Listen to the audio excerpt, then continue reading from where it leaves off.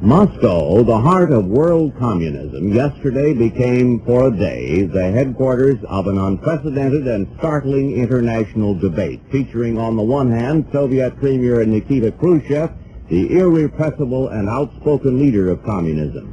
On the other, the Vice President of the United States, Richard Nixon, cast in the role of defender of capitalism and American foreign policy. The impromptu debate between these two well-seasoned politicians in 1959 is now famously called the kitchen debate. Although the debate might have been impromptu, the set was not. Carefully curated due to the Lacy-Zarobin Agreement, which called for greater cultural exchanges between the US and the Soviet Union, the American National Exhibition in Moscow was part of a new domestic frontier in the Cold War to retaliate against Soviet advances in the space and arms race. The kitchen debate, the pinnacle of the exhibition, was a defining aspect of Cold War consumer politics and soft power, where the United States used the display of technological advances as a means of American nationalism and dominance, shaping American foreign policy for the future.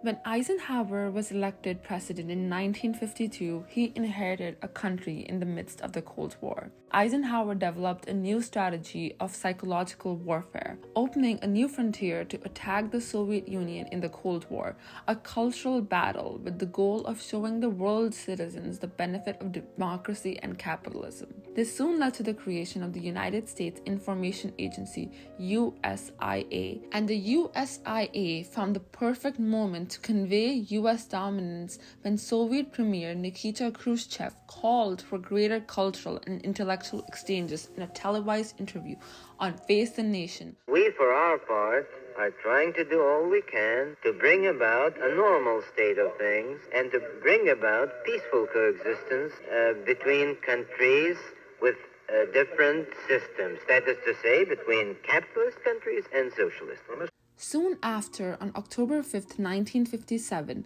Sputnik became the first man-made satellite to orbit the Earth, terrifying Americans of Soviet scientific capabilities and kicking off what we today know as the space race.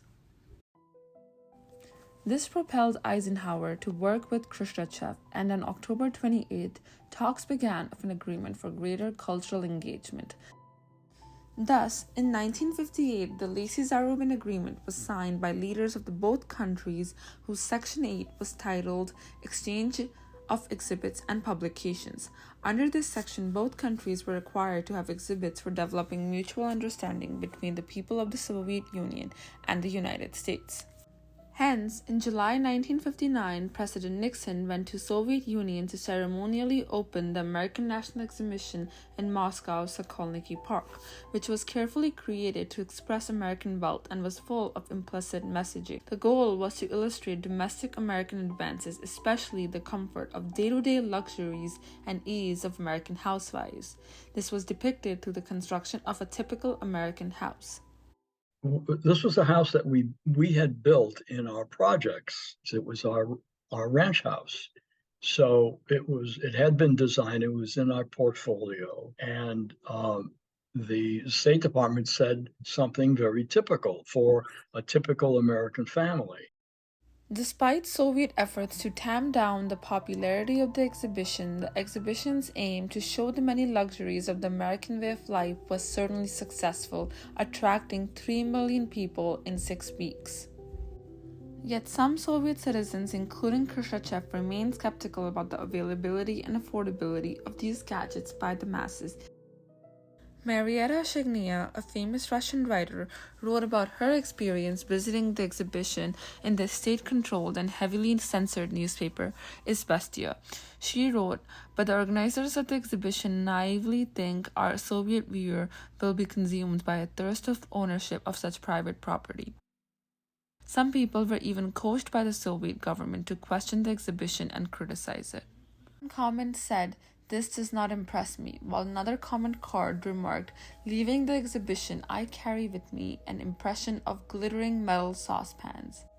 Yet the majority of the Soviet public was dazzled by the devices and gadgets that the exhibition flaunted. A Soviet electrician said, "The American exhibition convincingly shows that private enterprise produces more and in stupendous quantities the very best goods in the world." We had humongous crowds. There were just so many people coming to see this because the Soviet Union had been very closed, and this was like the first time the Russians had a chance to walk through and see what an American car looked like, and they loved that. What a house, an American house, small house would look like. When they came to see us, they couldn't believe that we had all the things that we had. In addition to the Soviet public, Khrushchev also viewed the exhibition, oftentimes hiding his surprise while criticizing America, eventually leading to the famous kitchen debate. During the debate, Nixon and Khrushchev discussed many topics, including communism versus capitalism, with Nixon even challenging Khrushchev to open his mind and his country from censorship.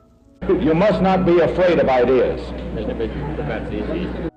Nixon eventually steered the topic of competition from weapons to consumer products.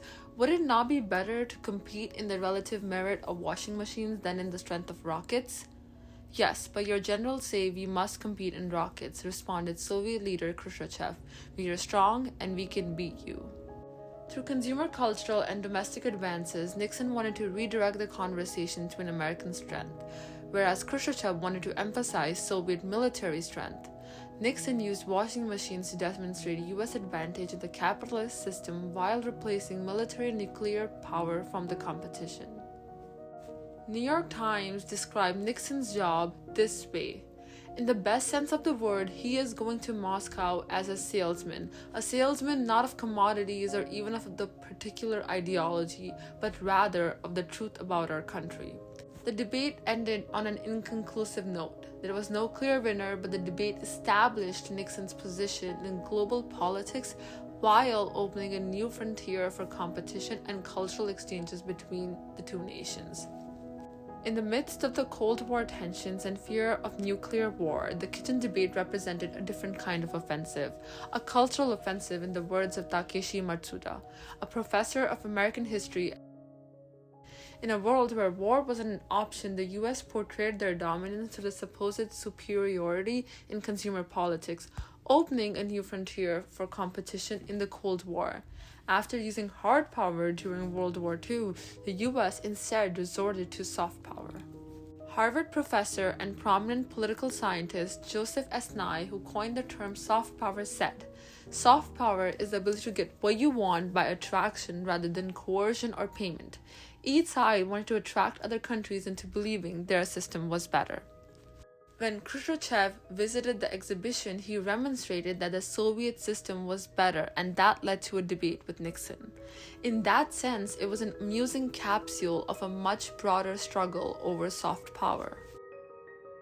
For the US and society leaders, the American kitchens in Moscow and the consumer abundance served as one of the most important battlegrounds in the Cold War. The kitchen debate offered the perfect opportunity to depict material proof of the superiority of capitalism over socialism publicly. 64 years later, cultural offenses haven't disappeared. Instead, they have become even more prevalent than ever before. They aren't limited to just superpower nations either. They have become even more subtle. The American National Exhibition and kitchen debate was vital in laying the groundwork for a different form of political offenses, ones that invade our homes through Korean beauty products or Japanese manga. We live in an extensively globalized world where we are bombarded with influence from other countries in all possible ways. Kitchen debate opened a frontier for soft powers. The US, along with other countries, has started funding more efforts for soft power, and we have seen this cross-cultural exchange in the Chinese pandas in the National Zoo to the cherry blossoms gifted by Japan. Hollywood stands as a prime example for the United States' effort to expand its influence in the world through movies and TV shows. It acts as an alternative replacement for war and military response. As we move forward and consume such soft power, we must critically look at these influences from other countries, considering their motives. Not only must we examine the influences, but remember that soft power is a powerful weapon to yield, and we must remember the consequences of our actions. we must also use cultural exchanges not only as a weapon but also as a tool to learn more about each other in our global society.